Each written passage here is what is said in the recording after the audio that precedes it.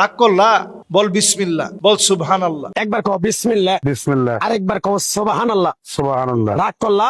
না। বিসমিল্লাহ এবং সুবহানাল্লাহকে নিয়ে ট্রল করা, মাআযাল্লাহ, এটা মুসলিম সমাজের জন্য এর চেয়ে বড় লজ্জাস্কর বিষয় আর হতে পারে না। আমরা এখন দেখতে পাচ্ছি যে হয়তো কোনো গণক, সে গণ্ড মূর্খ, তার কোনো জ্ঞান নেই, পাপিষ্ট নরাদম সে, তার এই কথা ভাইরাল হওয়ার পরে এখন কেন আমাদের সবার বলতে হবে রাগ করলা, বল বিসমিল্লাহ, বল সুবহানাল্লাহ।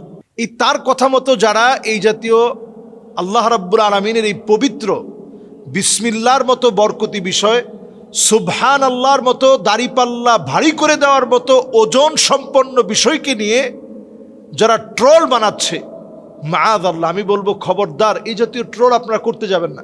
একজন গণকের কাছে স্বাভাবিকভাবেই যদি আপনি যান, গমন করেন, নবী আলাইহিস সালাতু ওয়াস সালাম বলছেন, মান আতা কাহিনান আও আররাফান ফাসাদ্দাকাহু বিমা ইয়াকুল ফাকাদ কাফারা বিমা উনজিলা আলা মুহাম্মদ সাল্লাল্লাহু আলাইহি ওয়াসাল্লাম।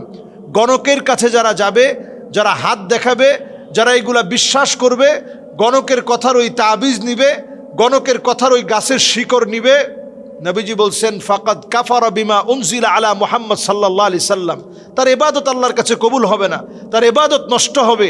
এমন কি ওই লোকটা আল্লাহর কাছে এতটা ঘৃণিত হবে, তার ঈমানটা নষ্ট হয়ে যাবে। ইবাদত নষ্ট হলো, ঈমান ধ্বংস হলো, ঈমান ধ্বংস হলো, ইবাদত নষ্ট হলো, গণকের কাছে যাওয়া। তো আমাদের দেশে দেখা যায় গণকরা অনেক দিন ধরেই এগুলো করে তেমন একটা তারা ভালো সুবিধা করতে পারছিল না।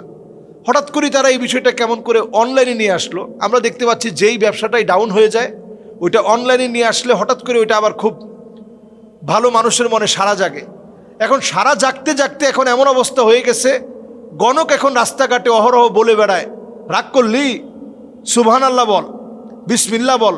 কথাটা ভালো লাগলো না খারাপ লাগলো?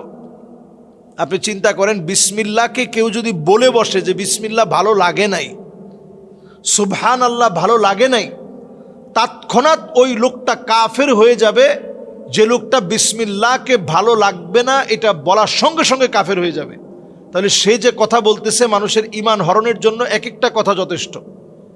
এরপরে আসুন, সে যে কথাগুলো নর্মালি বলে থাকে যে তুই সবার জন্য অনেক কিছু করিস কিন্তু কেউ তোর কষ্টটা বুঝে না, সবার জন্য তুই সব দিয়ে দিস, সবার জন্য তুই সব কিছু ব্যয় করে ফেলিস, কিন্তু কেউ তোর মনের বেদনাটা বুঝে না।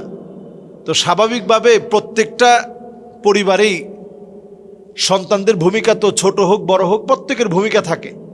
তো বললে তো এই কথাটা মিলে যায় যে আসলে আমি পরিবারের জন্য অনেক কিছু করলাম, ভাইয়ের কাছ থেকে আমি পাই নাই, বোনের কাছ থেকে পাই নাই, এরকম একটা দুঃখ বেদনা তখন মনের মধ্যে স্বাভাবিকভাবেই চলে আসে যে আসলে তো গণক সত্যি কথা বলল।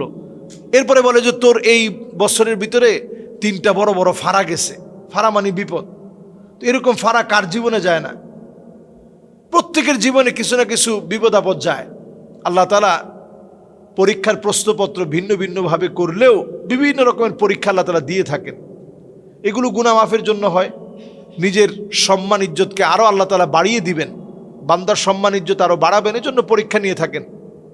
তো তারা বলে তোর এই কয়টা ফাড়া গেছে, সামনে আরও এই কয়টা ফাড়া আছে, রাগ করলি বলে আপনার বললো যে সুবহানাল্লাহ বল, তাহলে তোর ফাড়া কেটে যাবে।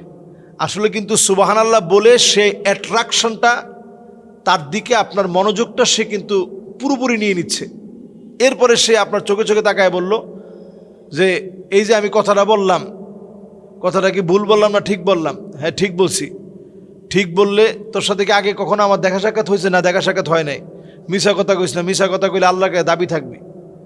যেই লোকটা আপনার দাবি শিখাচ্ছে ওই লোকটা আসলে কোনো মুসলমানই না, তার কোনো ঈমানই নাই, সে আপনাকে ঈমানের দাবি দিয়ে আল্লাহর কসম দিয়ে সে আপনাকে আটকায় ফেলতেছে। এরপরে দেখবেন বলবে যে আমার কাছ থেকে ওষুধ নেওয়ার জন্য 1 কোটি টাকা দিল, আমি ওষুধ দেই না। আমার বাপ বলছে ওষুধ বেচা কোনো সময় নিবি না, টাকা খাবি না, খাইলে ওই টাকা তোর উপরে আগুন হিসাবে আসবে, গজব দিয়ে তুই নিজে শেষ হয়ে যাবি। তা টাকা নিচ্ছি কিসের জন্য? টাকা নিচ্ছি পেটের জন্য।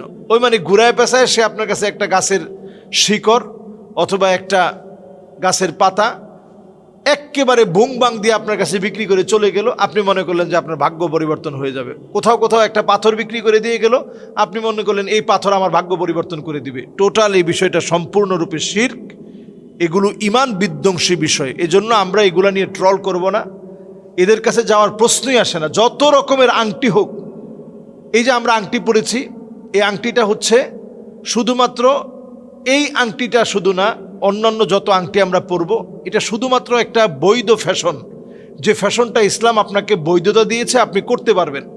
এছাড়া অন্য কোনো কারণে আংটি আপনি পরবেন, আংটি আপনার একটা উপকার নিয়ে আসবে, এরকম কোনো কারণে আংটি পরা যাবে না। আকিক পাথর, এই আকিক পাথরটা নবীজি সাল্লাল্লাহু আলাইহি ওয়াসাল্লাম ব্যবহার করেছেন, পরেছেন, আপনি সেই হিসাবে পড়তে পারেন। এর বেশি কোনো কিছু মনে করার কোনো সুযোগ ইসলামে নেই। কোনো গণকের কাছে যাওয়া যাবে না, টিয়া পাখির কথা বিশ্বাস করা যাবে না। এখন দেখবেন এই গণকরা সব কিছু অনলাইনে নিয়ে আসছে। মাঝে মাঝে বিভিন্ন রাসায়নিক দ্রব্যাদির বিনিময়ে, আপনাদেরকে বলে রাখি, আপনারা দেখবেন গণকরা সামনে আরও বেশি এগুলো অ্যাপ্লাই করবে। বিভিন্ন রাসায়নিক দ্রব্যাদি একটার সাথে একটা মিললে একটু আগুন ধরে যায়। কিছু আছে এমন যেটা আপনি খালি চোখে হয়তো দেখতে পাচ্ছেন না, পানির মধ্যে দেওয়ার সঙ্গে সঙ্গে আগুন ধরে যাবে।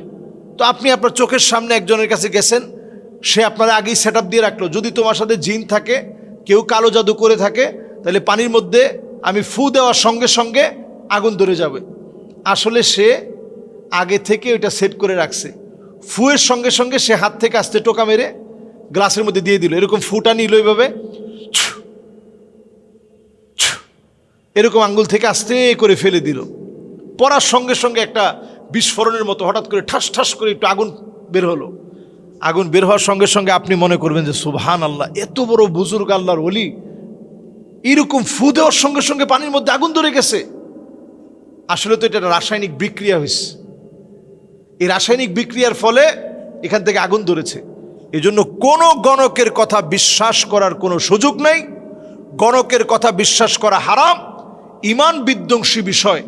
এদের কাছে গেলে আপনি কোরআনকে অস্বীকার করলেন, আপনার নামাজ, রোজা, হজ, জাকাত কবুল হবে না, নষ্ট হবে এদের কাছে যাওয়ার কারণে। আল্লাহ তাআলা আমাদেরকে বোঝার তৌফিক দান করুক।